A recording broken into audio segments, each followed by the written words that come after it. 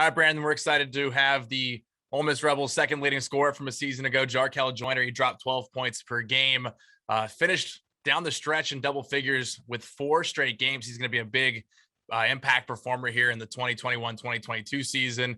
Jarkel, what's it been like gearing up for this year? How's the build-up been to the season? Oh, man, it's been fun, man. A lot of new faces, but, man, they came in ready to work. We've been working a lot, competitive, everybody competitive. So I'm just ready to play, man. I'm ready to see what this team look like. It's going to be fun. You talk about the new faces, man, you're not kidding. There's so many of them that it's a totally different look team coming into the year. What's that chemistry been like, getting to know these guys, finding out what their strengths are, how they can make you a better player? And who are some of those new faces that Rebel fans should be familiar with as we hit November now and you're about to hit the floor? Right. Besides just like them having to learn the new system and stuff, it's like we've all been together for a couple of years now. Like we click off the court, on the court, man. It's fun, man. And Deshaun, Ty Fagan, James White, Green, Eric, all of them, they gonna make a big impact. I feel like in Jamin, and Nas, especially Nas, I feel like he'll be one of the best big men in the league. So it's gonna be fun. I can't wait. Just a few seasons ago, you were that new guy kind of transitioning, coming in, trying to figure out everything. How much responsibility do you take for, especially with the transfer guys and then freshmen coming into a new program, for freshmen, certainly a different world, right? I mean, now you're doing basketball 24/7 for the most part, other than class. How do you help with that transition to try to get those guys ready? When I first came in, I feel like I had an advantage because I set out, I could learn coach, learn all the coaches, learn the plays, learn from Devontae and Brian. And I just tried to be one of those leaders that Devontae and Bree was for me, today Sean and James White and Ty, even though he's a vet, he's new to the system and stuff. So I just try to help them as best as I can, communicating, try to be another coach, extension of coach on the floor and practice and stuff, just telling them, communicating, walking them through stuff. And just watching film, we go watch film with our coaches and stuff. So just try to be an extension of coach on the floor. So you're from Oxford, Mississippi, born and raised right here, right here in the SIP, which is where obviously we love to have our own talent at our own institutions. But how hard coming out of high school did Ole Miss recruit you initially? And were you kind of frustrated? I mean, you were top guy in the nation. I mean, you're 4th in the country in scoring your senior year. Was it frustrating, disappointing not to end up here initially? Or how hard did they recruit you? And then, obviously you ended up here. So that was a good thing. But what was that process like kind of in the beginning? They weren't really recruiting me as much. I had a couple conversations with Ty Abernathy. He was here. But they weren't really on me heavy. I mean, it just added fuel to my fire. I feel like it made me work even harder. So, and God let me have a different route. So I'm just blessed to end up where I am today. Do you feel like it's hard to shake that mid-major label? I think if you're early in the recruiting process, I mean, you're probably thinking, what more do I have to do? I think people are looking at me and saying, I'm a mid-major guy, quote unquote. And you're going out scoring 36 points per game in high school. You go to the WAC, you're dropping 18 points per game against these guys. Was there a time where you're like, I am competing like a Power 5 guy. What more do I have to do? Yeah, it's always times like that.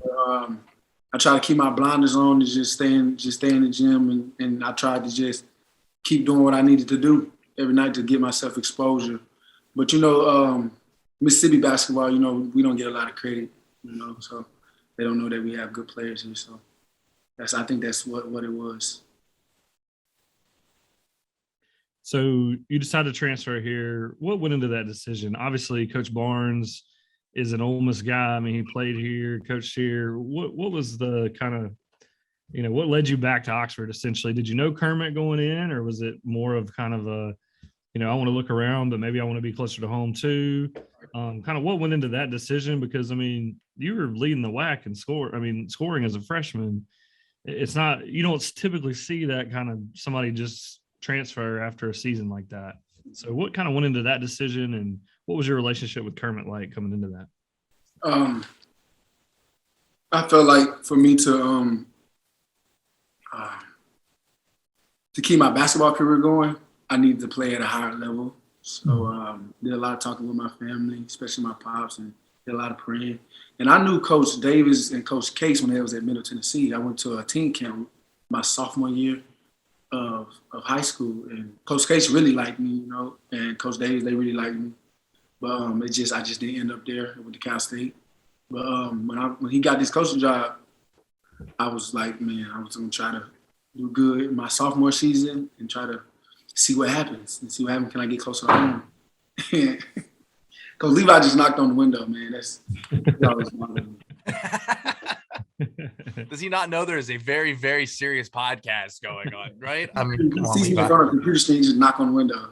Now I just try to see what happened, what my chips lay, and Coach Davis called me, and it was on from there. That's awesome. And you came back knowing you were going to have to sit out. You've mentioned that year already where you got to kind of feel things out, see the program out a little bit.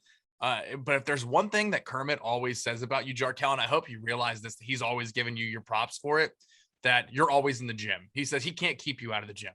And that's crazy to think that you had an entire year to just be in the gym. So what was that year like for you and your development to say, I can take an entire 365 days, whatever it is, and work on me? What was that like for you?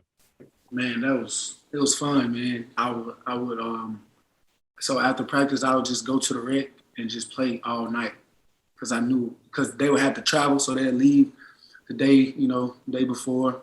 And I just go to the rec and play all night. Then come back in the morning, get in the gym, get up shots. Man, Coach Riley really helped me out, transform my body. Man, I lift a lot of weights, man. It was fun, man. It was real fun. What was those rec games like? I mean, you versus an average student. What were they seeing out there on the rec floor? Oh man, They're probably confused. They're like, wait, what? This guy should be playing on the team. It was. They always ask me that. It was like, where you from? I was like, I always say, I'm from here. They'll ask me if I'm on the team. I say, no, I'm not on the team. But it was fun, man. It was some good competition in there. As a hometown kid, obviously, you tell people I am from Oxford, but as a hometown kid, what was it like to finally put on the Ole Miss jersey? I have to assume at some point, whether you liked whatever school in the state of Mississippi, putting on a jersey for your state institution, the school you represent, the town really you represent. What was that like for you? That kind of that first time, that first game when you run out on that court? Man, it was a feeling like no other, man. It was like I never thought. I mean, I always had confidence in my game, but I never thought that I'd be in a position I am today. It don't happen always for good people. It work out for good people. So it worked out for me. God bless me, man. It felt amazing, man. Sometimes it still feel unreal that I'm still playing in front of my friends and family, in front of my high school coaches. It's just amazing. It's a blessing. So you transition from playing in the WAC as a leading scorer as a freshman, as we talked about earlier. But what was the difference in playing in the WAC and playing in the SEC? If you had to point out one or two things, what would those things be?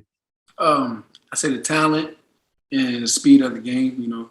There's more. It's faster. SEC is faster. They always say SEC and probably the ACC probably one step down from the NBA. So just playing against a lot of athletic people, just as fast as you, just as strong as you, even fast and bigger than you, and they could be faster than you. So it's just stuff like that I had to look at and change. That was a change, really.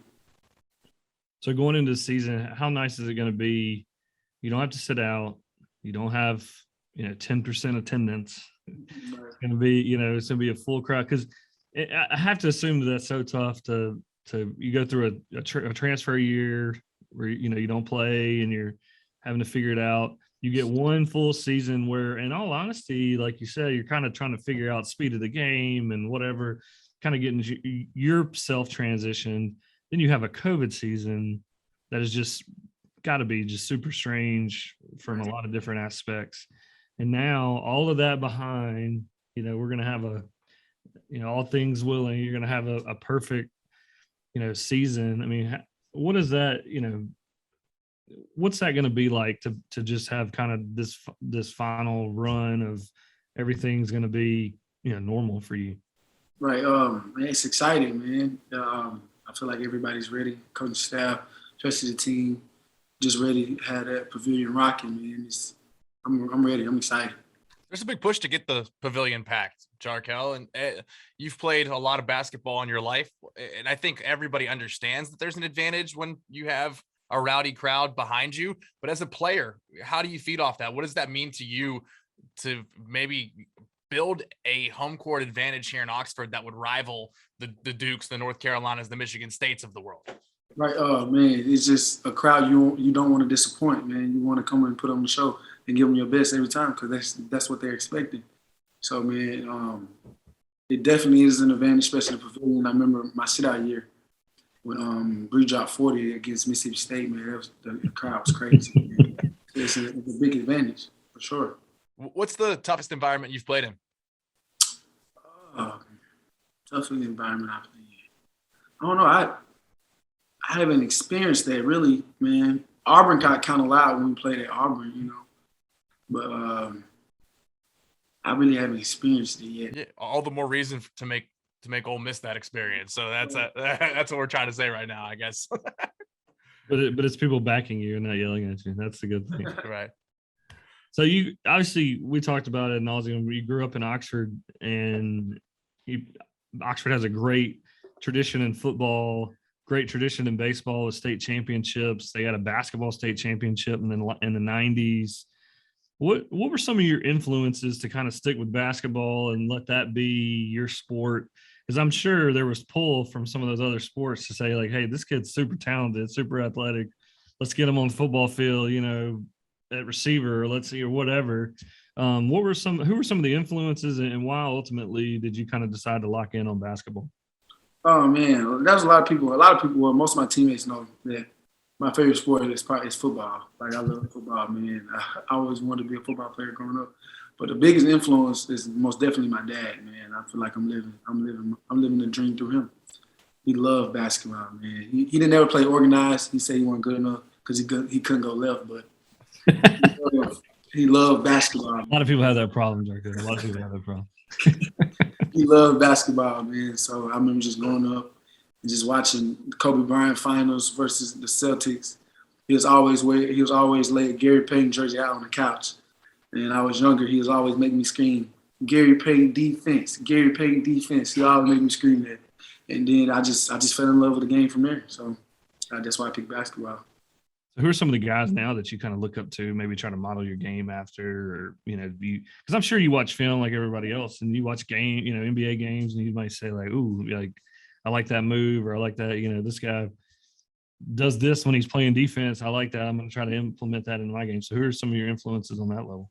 My favorite player is Damian Lillard. But I try to model my game around Dennis Schroeder. I love him. Active guy, great. He's a good, solid point guard. He play defense both ends, pick up the ball 94 feet. He's just a pest, and he make the right plays. So I try to model my game after Dennis Schroeder. And so defense, Kermit is a defensive guy. Yeah. So I feel like that really fits. And he talks so highly of you, and I feel like that's part of it is he likes that you're kind of hard-nosed and play hard, high energy, and play defense. What is the intensity of a Kermit Davis practice?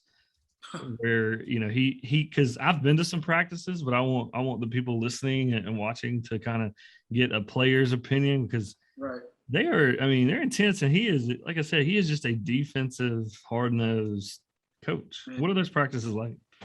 Very, very competitive. He's a very competitive coach. He wants every drill to be competitive. It can be a shooting drill. It can be a layup drill. It don't matter. Everything's competitive. We go 1-on-1s, 3-on-3, 2-on-2s, 4-on-4s, then to 5-on-5s. Everything is competitive for coach. And that was drive us. That's why we so competitive, and everybody works just want to win. And I feel like that's what this team want to do. They want to win. So just, practice is always high level competitive. I feel like you were bred in the competition, though, because I think back to your time in high school when you're walking around the halls with DK Metcalf, Thomas Dillard, Greg Kessinger, Mo O'Connor waiting in the wings on the soccer team. What a time to be at any particular high school in the country But here at Oxford, what was high school like when you could have pulled up to any athletic venue on campus and watched a winner?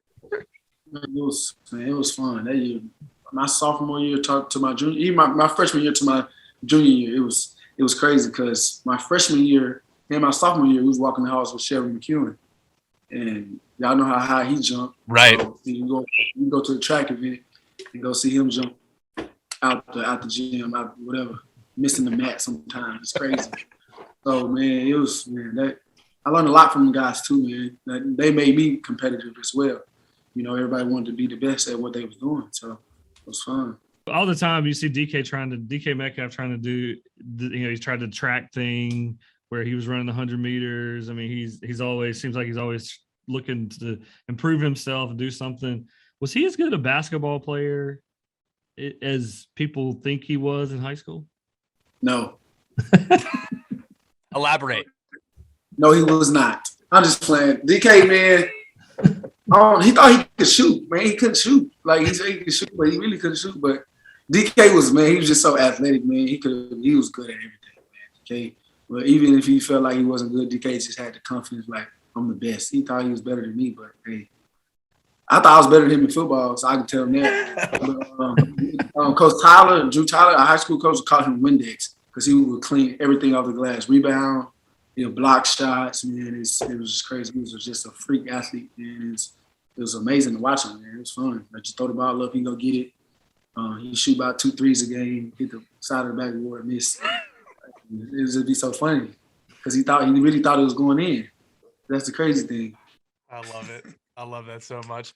Well, you take pride in your game, Jarkel, but I know you're really proud about the work you do in the community as well. You're on the SEC Community Service team, the NABC Community Assist team, and what's got to be fun for you, and I know we keep hitting at it, but all the work you're doing in the community is your community. I mean, you're doing it for your hometown and the youth and everything. So why is that so important for you, and how proud does it make for you that you are so active in the community? Like all the community spots we hit is where I grew up, man, where I went to school, OPC, where I started playing basketball. That, man, it brings back so many memories, so many fun memories of why I really love the game, just to have fun. Man, just have fun and compete and try to win, man. That's what I've been trying to do as a little kid. Now I see little kids just trying to follow in the footsteps of DK Metcalf or me or Shelby McEwen or little girls following behind Mo, in soccer. It's crazy to see that, man. It's amazing. So I just try to give them my best foot forward every time and try to give them the best advice and tell them that you can end up where I am or even greater places than I am. So you keep putting in hard work. Tell us about goals for this season. Obviously, TD, Terrence Davis went off his last season. The offense kind of was ran through TD. And he leaves, you get Brian goes off, the offense kind of runs through Brian, then he leaves, you get Schuler, Devontae, and it kind of runs through him. He opts out. It seems like the last few games of the year, the offense kind of ran through you. What is the senior year, this season for Jarkel Joyner, and what are we looking for? Oh man. It's whatever God says, man. I just put it in God's hands, man, to see where it goes. A good answer. Coach is going to like that answer, Jarkel. We're excited to see what this year holds for you. And you got a lot of new friends that you're going to be helping introduce us to this year. And we're so appreciative of your time today. Best of luck, all the health in the world, and go run it up this year. Yes, sir. Thank you. Thank y'all for having me. Jarkel.